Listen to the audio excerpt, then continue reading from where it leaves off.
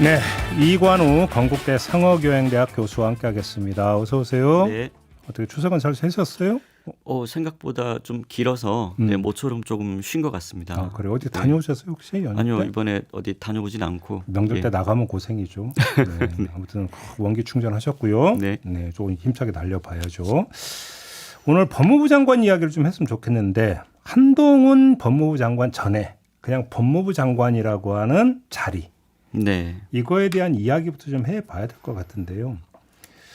정부조직법을 보면 제32조 1항에 법무장관은 검찰 행영, 인권옹호, 출입국 관리 그 밖에 법무에 관한 사무를 관장한다. 네. 지금 이렇게 규정이 되어 있어요. 뭐 법이 이렇게 되어 있고 이렇게 이해하면 되지 하면 사실 간단하긴 한데 이게 간단하지가 않은 게 그냥 검찰 사무관장으로만 한정을 하면 네. 그러면 검찰총장과는 어떻게 되는 겁니까? 이게 윤석열 검찰총장 시절에 엄청 논란이 됐던 거잖아요. 네, 그 방금 말씀하신 대로 정부 조직법에는 이제 법무부 장관에 여기서도 이제 검찰과 법무에 관한 사무를 관장한다 이렇게 되어 있는데요. 그 이제 논란이 되는 것은 검찰청법의 두 개 조항입니다. 검찰청법의 8조에 보면 법무부 장관의 지휘 감독 이런 제목으로 법무부 장관이 검찰 사무의 최고 감독자로 일반적으로 검사를 지휘 감독하고 구체적 사건에 대해서는 검찰총장만을 지휘 감독한다. 이렇게 8조에 돼 있고요. 12조에는 검찰총장 항목인데요. 검찰총장은 대검찰청의 사무를 맡아서 처리하고 검찰 사무를 총괄하며 검찰청의 공무원을 지휘 감독한다. 이렇게 되어 있습니다. 총장이. 네, 검찰총장이요. 그래서 이 둘 사이의 관계가 그러면 어떻게 되느냐? 한마디로 명확하지는 않습니다. 결론이 심플하군요. 명확하지 않습니다. 근데 윤석열 검찰총장 시절에 너무 많이 나왔던 얘기라. 네. 여기서 또 머리 아프게 이 얘기 이제 길게 끌고 가고 싶은 생각은 없는데. 네. 다만 조금 전에 지금 교수님이 말씀하셨던 구체적인 사건에 대한 수사 지휘를 하지 않는다. 네. 일단 요것만 좀 킵을 해놓고. 네. 요거 아마 조금만 조금 그러니까 갈래를 조금 타놓으면 좋을 것 같은데 핵심 쟁점이 이제 그 크게 두 가지인데요. 하나는 사무와 수사. 네. 요게 키워드가 되고 하나는 일반적 지휘냐 구체적 지휘냐. 그렇죠. 요게 이제 그 구체적인 키워드가 되는데 요건 사실은 명확하지 않다고 제가 말씀드린 게 해석 자체가 두 가지가 있습니다. 네. 학계에서도? 네. 해석 자체가 두 가지가 있어서. 그러면 검찰 사무에 수사도가 포함이 되느냐 안 되느냐? 사무와 수사를 그러니까 구분하는 게 어려운 거죠. 근데 검찰 사무가 원래 수사잖아요. 그러니까 그 부분이 어려운 거죠. 네. 그래서 이제 법무부 장관이 이제 검찰 사무의 관장자이기 때문에 검찰총장을 견제를 할 수 있지만 지휘권은 사실상은 없다. 이제 이렇게 보는 견해가 있고 아니다. 법무부 장관이 모든 검사를 지휘 감독할 권한이 당연히 있지. 구체적인 사건만 예외인 것이다. 이렇게 이제 조금 적극적으로 해석하는 것과 소극적으로 해석하는 부분이 달라서 그래서 명확하지 않은 것이고. 그러니까 예를 들어서 이런 장면이 있죠. 뭐 이제 그 명절이나 앞서면 법무부 장관이 탁 이제 검사장들 쫙 모아놓고 네. 명절 어떤 치안 뭐 하면서 이제 뭐 어떤 선거 때 선거 범죄 엄단하기 위해서 뭐 힘을 실어달 뭐 기울여 달라. 이건 이제 일반적 지휘 이런 게 그렇죠. 근데 이관우 후보가 선거법 위반을 했다고 한다면 이걸 이렇게 처리해라가 되면 구체적 지휘. 이렇게 되는 거죠. 네, 그렇게 이제 명확한 예도 있을 수 있겠지만, 네, 중간에 미묘한 부분이 있어서 사실은 요거는 개별 사안마다 사실은 조금 이제 구체적인 사안을 들여다봐야 되는 것이고요. 네, 일반적으로 규정할 수는 없고. 알겠습니다. 이 얘기를 지금 이게 흘러간 옛 노래 같은 다시 꺼내는 이유가 있는데 그건 좀 나중에 좀 다시 한번 얘기를 하도록 하고요. 법무부 장관의 지위와 역할에 관련해서 제가 좀 두 가지 질문을 드리고 싶은 게 있는데 하나는 홍준표 대구시장이 페이스북에 올렸던 글에 기초해서 한번 이야기를 해보죠. MB 정부 때는 최소한 법무장관과 국방장관은 정치인 출신은 시키지 않았다. 왜? 중립을 요하는 자리이기 때문에. 이런 취지의 주장을 한 바가 있었거든요. 이거 어떻게 평가하십니까? 뭐 법무부 장관의 정치적 중립을 장관이 잘 지켜야 된다. 이제 이런 뜻으로 말씀하신 것 같고요. 실제로 제가 한번 찾아봤는데 김영삼 정부 이후로 이제 한번 찾아봤어요. 찾아봤더니 그 대통령 참모가 법무부 장관이 된 경우는 정말 예외적으로 찾기가 어렵더라고요. 네. 청와대 출신이 직접 온 거는 이명박 정부 때 권재진 장관이라고 네, 권재진 장관. 예. 민정수석 하시다가 장관으로 바로 온 사례. 아, 있었어요? 네, 여기 한 번 있었고 그다음에 이제 우리 그 조국 네. 민정수석이 이제 법무부 장관. 근데 조국 장관은 이제 100일 정도밖에 안 했고 권재진 장관은 1년 반 정도 이렇게 했는데 이런 정도를 제외하고는 사실은 청와대 참모가 직접 법무부 장관으로 내려온 사례는 거의 없었던 것으로. 정치인 중에는 좀 있잖아요. 정치인 중에 김영삼 정권에서 박희태 초대, 그다음에 이제 김대중 정부 때 박상천, 그렇죠. 그다음에 그 노무현 정부 때 천정배, 문재인 정부 때 추미애 박범계 이렇게 이제 그 정치인 장관들 이렇게 있는데 사실 이런 정치인 장관들도 그렇게 다수를 차지하진 않습니다. 전체 법무부 장관에서. 근데 이제 그 제가 이렇게 듣기로는 일단은 그 방금 예를 이제 그 선거 예를 드셨는데 선거 때가 있으면은 법무부 장관의 청와대 참모나 정치인들 좀 피해요. 네, 정치적 중립이 요청되기 때문에. 그래서 법무부뿐만 아니라 그 실제로 선거에 관련된 여러 가지 사무를 다루는 뭐 국방부도 있지만 행안부 장관도 사실은 선거 때는 정치인을 좀 피합니다. 정치적 중립 의심받을 수가 있기 때문에. 네. 그래서 사실은 정치인 출신 장관들이 자주 못 가는 이유 중에 하나가 임기 중에 선거가 끼어 있으면 정치인 출신이 오는 것에 대해서 또 청와대 출신이 오는 것에 대해서 야당이 크게 반발하거든요. 네. 네, 이제 그래서 그동안에 아마 정당 정치인이나 대통령 참모가 법무부 장관으로 직접 오는 것은 가급적이면 야당과의 마찰을 피하기 위해서 정부가 좀 피해왔다. 네, 그러면 될 것 같습니다. 출신이 어디냐라고 하는 문제를 떠나서 법무부 장관이 정치적 중립을 지켜야 된다라고 하는 명제는 당위다. 그것은 법에 규정되어 있습니다. 네, 법에 규정되어 있는데 법무부 장관은 국무위원이고 당연히 공무원이고요. 네. 공직선거법 구조에 공무원의 중립 의무가 있습니다. 예, 그렇죠. 네, 이 조항은 사실 우리 최근 한 20년 정도 정치에서 굉장히 중요한 조항이었고요. 노무현 대통령이 이 조항 때문에 탄핵이 됐었죠. 탄핵이 됐고 그 당시에 그 헌법재판소에서 탄핵을 이제 기각시켰잖아요. 기각시켰는데 조금 이 부분에서 이제 오해가 있는 부분 중에 시중에서 아시기에 이게 인정되지 않았다고 생각을 하실 수 있는데 중대한이 아니라는 거죠. 인정됐습니다. 네. 네, 그러니까 노 대통령의 그 기자회견 때의 발언이 공직선거법 구조를 위반했다라고 이제 판단했고요. 다만 대통령직에서 파면될 만큼 중대하지는 않다. 그렇죠. 그렇게 됐고요. 네. 그래서 이게 인정됐었기 때문에 이때 이후로도 이명박 대통령, 그다음에 박근혜 대통령 때도 계속해서 유사한 발언이 있을 때 조심해야 된다.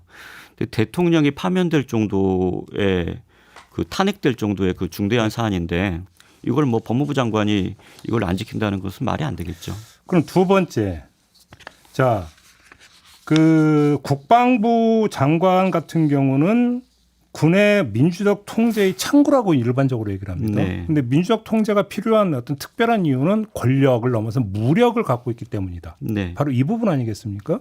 그러면 검찰도 사정 권력을 갖고 있다고 보고 그러면 검찰도 민주적 통제의 대상이 돼야 된다라고 하는 것은 성립이 되는 이야기가 되는데 그러면 이걸 전제로 했을 때 법무부 장관은 검찰을 상대로 통제관이 되어야 되는 겁니까? 검찰의 대표자가 되어야 되는 겁니까? 검찰의 대표자는 따로 있죠. 검찰총장이라고. 네. 네, 검찰총장이 이제 그 검찰의 대표자이고요. 네. 법무부 장관이 검찰을 대표할 수는 없고. 근데 방금 전에 그 국방부 장관을 통해서 이제 군을 민주적으로 통제한다 이런 말씀해 주셨는데 우리 헌법의 취지를 대단히 정확하게 말씀해 주신 겁니다. 우리 그 헌법 제89조, 그러니까 법률이 아니라 헌법에 있어요, 내용이. 우리 그 헌법 89조에 보면 다음 사항이 국무회의의 심의를 거쳐야 된다라고 되어 있고 거기에 어떤 사람들의 임명이 거론되냐면 첫 번째 검찰총장, 두 번째가 합참의장입니다. 네. 이 두 사람이 말 그대로 그러니까 검찰과 군에서 실질적인 지휘권을 갖고 있는 사람들이거든요. 네. 물론 이제 합참의장은 실질적인 지휘권이 있느냐 없느냐 논란이 있지만 어쨌든 네. 3군 참모총장을 통솔하기 때문에 그런데 이 두 가지 사항은 헌법에 규정이 된 거예요. 검찰총장과 그러니까 검찰권 그리고 이제 군에 대한 지휘권 이런 부분들에 대해서는 이게 사단이 중대하기 때문에 네. 국무회의에서 심의를 거쳐야 된다라고 돼 있는 거거든요. 이 얘기는 뭐냐면 국무회의라는 민주적으로 선출된 대통령이 여기에서 심의를 해가지고 그 국무위원들하고 합의해서 국무회의도 헌법기관입니다. 그렇죠. 그래서 여기서 이거를 심의해야 된다라고 한다는 얘기는 검찰권과 군의 지휘권에 대해서 민주적으로 통제해야 된다는 얘기죠. 그렇죠. 그럼 네. 일단 통제관이라고 보고 네. 자 지금부터 본론 한동훈 장관 이야기를 지금부터 한번 좀 시작을 해보죠. 그러면 한동훈 장관 법무부 장관 한동훈 장관의 그간의 행보가 검찰에 대한 민주적 통제관의 역할을 했다고 평가하십니까? 뭐 제가 그렇게 딱 부러지게 얘기하기는 대단히 어려울 것 같고요. 예. 주로 근데 우리 아마 국민들이 보시기에는 법무부 장관 지금 검찰총장이 누군지 잘 아시는 분들이 국민들이 별로 없으실 거예요. 이원석 총장. 네. 네. 동기 한동훈 장관의. 네. 저도 가끔은 잘 기억이 안 납니다. 그런데 아마 보통은 법무부 장관보다는 검찰총장이 여러 가지 정치적 사건이나 이런 사안들에 대해서 자주 노출이 되곤 할 텐데 지금은 주로 법무부 장관만 이제 이렇게 사람들한테 인식되고 있거든요. 네. 그렇다고 한다면 법무부와 검찰과의 관계가 어떤 견제와 균형이라기보다는 거의 동일체 같은 느낌을 당연히 줄 수밖에 없겠죠. 원래 뭐 동일체 이런 표현은 예전에 우리가 검찰 조직을 검사 동일체죠. 네, 검사 동일체에 근데 그것도 대해서 없어졌어요. 네, 사실. 지금 그것도 없어지고 그래서 검찰 조직에 대해서 얘기할 때 그 표현을 사용했었는데 예. 지금은 법무부와 검찰의 관계가 어떤 긴장과 균형 그다음에 견제가 있다라고 느끼기는 상당히 어렵지 않을까. 근데 제가 이 질문을 드리는 이유가 뭐냐면 예를 들어서 이제 그 민주당 같은 경우는 검수 원복 네. 이게 문제점을 지적을 하잖아요. 시행령을 가지고 결국은 모법을 흔들어 버렸다. 그런데 결국은 그 취지와 방향이라고 하는 것들이 검찰의 수사권 온전 강화의 차원 아니냐. 네. 이런 지적을 한단 말이에요. 네. 이건 어떻게 보십니까? 뭐 그 부분에 대해서는 검찰의 입장은 그럴 수 있다고 봐요. 저는 검찰의 입장은 뭐 조직에서 이제 그런 수사권을 조금 더 많이 갖겠다라고 하는 것이니까 그건 조직의 이해관계에서 그럴 수 있는데 사실은 기존의 법무부 장관들이 해왔던 입장은 그러면 그런 검찰의 입장과 그다음에 또 경찰 그다음에 다른 정부 조직과의 관계를 본인이 어떻게 풀어나갈 것인가 또 국회에서 이제 그 부분에 대한 의견을 또 듣기도 하죠. 네. 네, 그런 어떤 조율자의 역할을 사실은 법무부 장관은 하는 거죠. 그다음에 검찰에 대해서도 다른 조직의 의견이 이렇다라고 이제 상의를 하고 네, 그렇게 보통 법무부 장관들이 역할을 해왔는데 법무부 장관이 이렇게 검찰의 입장을 전면적으로 대변하고 나서는 게 사실은 지금은 뭐 그냥 당연한 것처럼 느껴지기도 하지만 과거에는 그런 전례가 그렇게 많지는 않았고요. 오히려 법무부 장관과 검찰과의 관계가 늘 약간 껄끄러웠죠. 아니 그러면 아까 법무부 장관은 검찰에 대한 민주적 통제관이 돼야 된다고 전제를 한다면 법무부 장관과 국회의 관계는 어떻게 돼야 된다고 생각하십니까? 법무부 장관은 이제 말 그대로 정부의 한 명의 장관이고 국무위원 중에 한 사람인데 임명직입니다. 임명직이고 그리고 이제 인사청문회를 거치는 자리죠. 거기에 반해서 국회는 이제 입법부고 헌법기관입니다. 그러니까 법무부 장관은 법률기관이고요.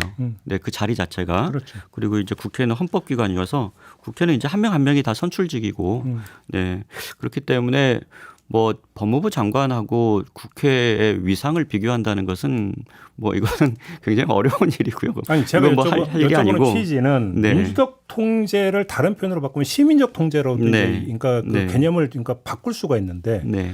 결국 시민적 통제라고 하는 개념을 쓴다면 어떤 시민들의 의지를 모아서 무언가를 만들어내는 기관이 국회라고 봐야 되는 거 네. 아니겠습니까? 네. 그러면 법무부 장관이 민주적 통제관, 시민적 통제관이 되는 국회와 꼭 그렇게 대척점을 형성을 해야 되느냐라는 문제 제기가 성립이 되기 때문에 지금 질문을 드린 거거든요. 정부와 이제 행정부와 입법부 간에는 또 견제와 균형의 원리가 있으니까 아마 이제 정부가 하고자 하는 일에 대해서 이제 국회가 견제를 하면 또 그 부분에 대해서 저는 정부의 입장을 해명하고 설득할 수 있다고 생각합니다. 네. 네. 그리고 기본적으로는 행정부와 입법부가 서로 상호 존중을 해주는 것이 좋죠. 네. 그다음에 해명과 설득을 하는데 지금 요즘의 상황은 좀 거기서 좀 더 나간 것 같아요. 어떻게요? 서로 반박하고 네.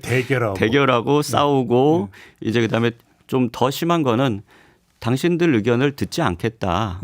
네, 그건 뭐 알아서 생각하시고요. 뭐 우린 이렇게 할 겁니다라고 된다든지 국회도 마찬가지죠. 이제 국회에서도 정부의 물론 뭐 그 법률기관이긴 하지만 또 이제 정부를 대표해서 나온 장관이기 때문에 정부에 대해서 그 국무위원에 대해서 이제 어느 정도 예의를 지켜주는 것도 당연히 필요하겠고 상호 존중을 해야 되겠지만 어쨌든 간에 결과적으로 보면은 법률기관인 장관이 헌법기관인 국회를 대할 때 그것이 해명과 설득을 넘어서서 대결과 싸움 구도로 가게 되면은 그것은 사실은 이건 헌정 질서의 문제입니다. 그러니까 그 법무장관이 민족 통제가 아니라 하는데 그 통제의 내용과 방향이 자의로 설정이 되면 안 되는 거잖아요.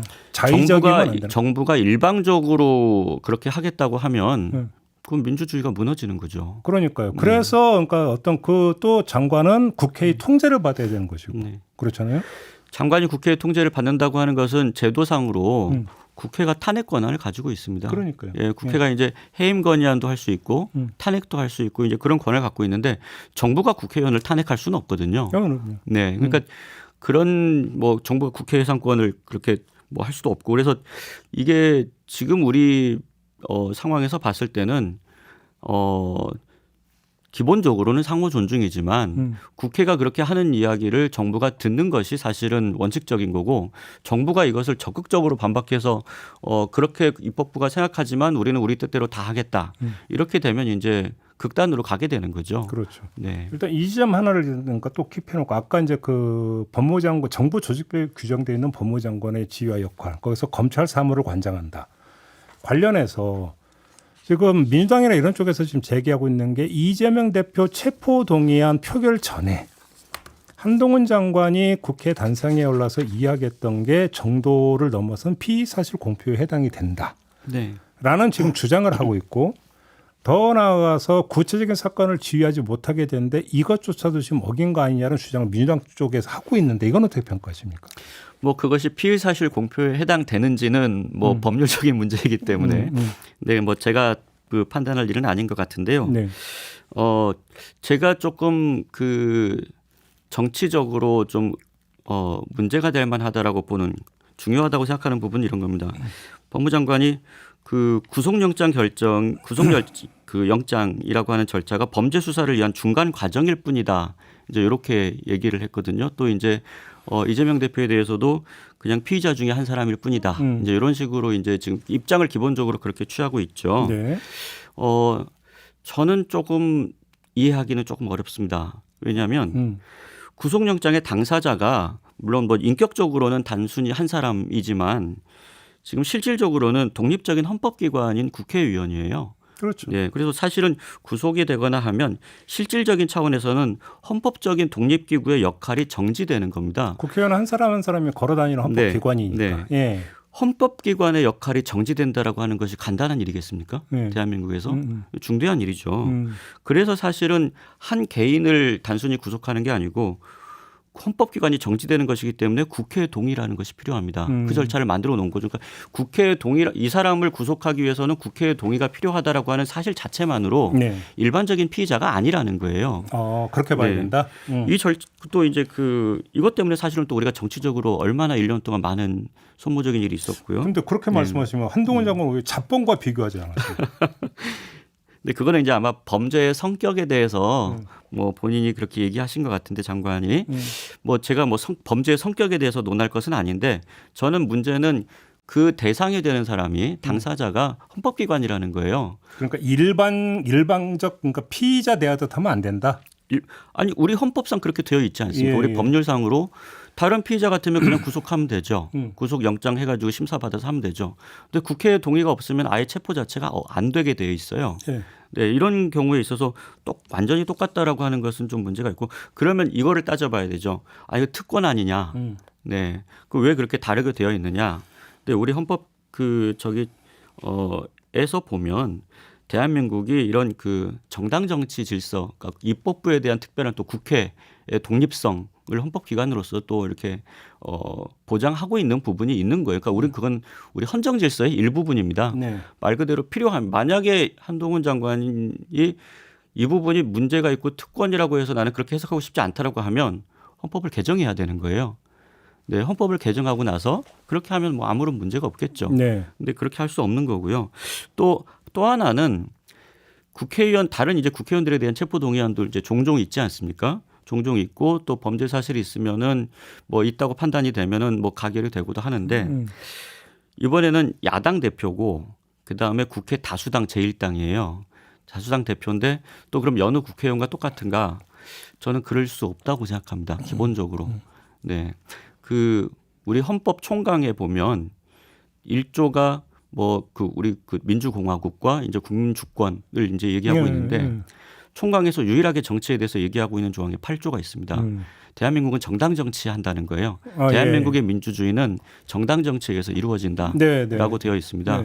전체 총강에서 제일 긴 조항이고 특별하게 이렇게 정당 정치를 언급하고 있는데 국회 제1야당의 제1당이고 야당의 대표를 일반 피의자하고 똑같이 보고 법무부 장관이 거기에 대해서 아무런 차별성이 없다라고 얘기한다는 것은 저는 우리 헌정 질서에서 말 그대로 보장하고 있는 정당 절차의 근본 정신에 대해서 법무부 장관이 별로 존중하는 태도를 보여주고 있지 않다.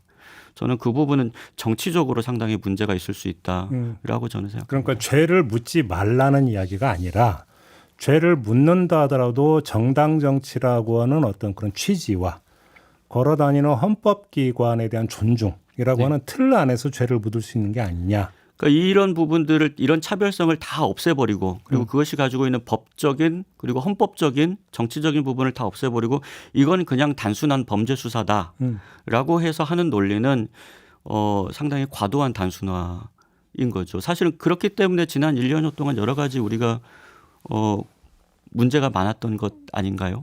네. 그렇게 보여요. 알겠습니다. 지금까지 이제 이 점을 쭉 그러니까 질문드렸던 것은 바로 이제 이 문제를 여쭤보기 위해서인데 민주당 안에서 한동훈 법무장관 탄핵소추 이야기가 나오잖아요. 그 정당성은 어떻게 평가하십니까?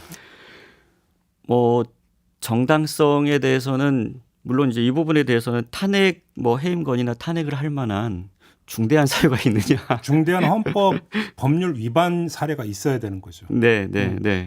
그러니까 이제 뭐 제가 말씀드린 것은 지금 한동훈 장관이 입법부를 대하는 어떤 태도, 그다음에 이제 그 이런 이재명 대표와 관련된 또 여러 가지 수사들에 대해서 우리 헌정 질서에서 그 뭐 지향하고 있는 정당 정치에 대한 존중 이런 부분이 충분하지 않다라고 하는 부분은 아마 일반 국민들도 아마 어느 정도 느끼실 텐데 그게 이제 해임건이나 탄핵을 할 만큼의 충분한 사유가 되느냐? 이건 정치적인 판단이겠죠. 그리고 사실 그건 어찌 본다면 또 이제 그 법률적 판단일 수가 있겠죠. 네, 법률적 판단일 수도 있겠고요. 알겠습니다. 네, 다만 지금 그 교수님이 제기하는 문제는 법무부 장관은 법률기관이고 네. 국회의원은 헌법기관인데 네. 법률기관이 헌법기관을 헌법기관으로 대하지 않는다. 네. 이 말씀이신 겁니까? 정리를 하면? 뭐 기본적으로는 그 위상을 떠나서 상호 존중을 하면 가장 좋은데 네, 서로 논쟁을 하더라도 넘지 않아야 될 선들이 있고 근데 사실 그 선들을 넘게 되면 정치 자체가 중단되는 사태가 발생할 수밖에 없죠. 서로 이제 그러면 극단적인 수단들을 서로 사용해 보자는 것 아니에요. 그렇게 되면은 지금 대한민국의 여러 가지 해결돼야 될 일들이 지금 하나도 논의가 안 되고 이제 중단되게 되는 사태가 오니까 그렇게 되기 전에 좀 법률적인 극단적인 절차적인 어떤 절차까지 가기 전에 정치적으로 이 문제를 해결해야 되겠죠. 그래요. 예. 헌법기관으로서 존중을 안 한다를 넘어서 잠재적 범죄자로 본다 이런 겁니까? 뭐 잠재적 범죄라기보다는 아까 표현하셨듯이 그냥 일반적인 단순한 범죄자나 뭐 잡범 이렇게 표현하는 것은 그것은 뭐 그렇게 바람직하지 않겠죠. 그래요. 네. 알겠습니다. 물론 한번 좀 이제 총괄 정리를 하기 위해서 교수님 모시고 이 이야기를 좀 했습니다만 저희가 엊그제 홍익표 민주당 원내대표하고 인터뷰를 했는데 뭐 지금 당장 탄핵소추안 발의할 것 같지는 않고요. 네. 뭐 이제 국정감사 뒤로 놓고 그 뒤에 한번 판단해 보겠다라고 하는 것은 사실은 그 이제 의지가 그렇게 이제 크게 보이지는 않습니다. 그래서 이 문제에 대해서 뭐 전면적으로 이야기할 부분은 아닌 것 같은데 그럼에도 불구하고 한동훈 장관과 그 국회의원 일반이라고 일반할 수는 없고 민주당 의원들과의 관계에서 놓고 본다면 하루가 멀다 하고 지금 여러 장면들이 연출이 됐기 때문에 어떤 관점에서 이제 바라보고 평가할 것인가는 좀 교통 정리가 좀 필요했다. 그래서 헌법기관과 법률기관 지금 교수님이 이 점을 좀 강조해서 정리를 해주셨습니다.